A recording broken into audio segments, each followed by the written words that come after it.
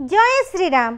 आज आम बनइबा भगवान रामंकर अति प्रिय रेसिपीटी। एटा गोटे ट्रेडिशनल रेसिपी। प्राय सबु राम मंदिर रे एहा को प्रसाद भाव में चढ़ा जाए। एटा गोटे हेल्दी ड्रिंक, खाइबा हजम करिबारे बहुत उपकारी। खरा दिने आम शरीर पई बहुत भल। आउ आम शरीर को ठंडा भी रखे। बनइबा बहुत सहज। गोटे पात्र रे पानी नै जिवे, तापरे किछि गुड़ सेई पानी रे पकेई देबे। अल्प गुजराती गुंड, अल्प गोलमर्च गुंड, किछि तुलसी पत्र पकई भलरे फेंटी देबे। ताहाले आउ डेरी काईकी, आज ही बनांतु आ पियंतु। आउ हां, एई रेसिपी रो नाटी जदि आपण जानिचंदी ताहाले कमेंट रे निश्चय जणांतु। जय श्री राम।